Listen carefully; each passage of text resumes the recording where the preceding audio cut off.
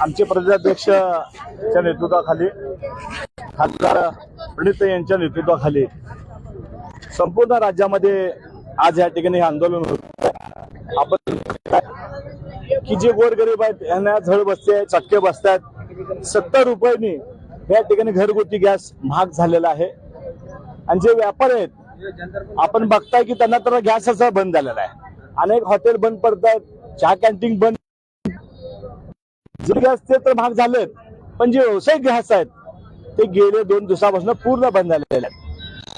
संपूर्ण राज्य देश आता अंधारात आहे. गॅस किती दिवस मिळणार नाही सरकार सांगायला तयार नाही. सरकार एकीकडे खोटं बोलतं. राज्य सरकार असेल, केंद्र सरकार, त्यांनी सांगितलं की कुणालाही ह्या राज्यामध्ये देशामध्ये गॅस तुटवडा पडणार नाही, सगळ्यांना गॅस मिळा जाईल.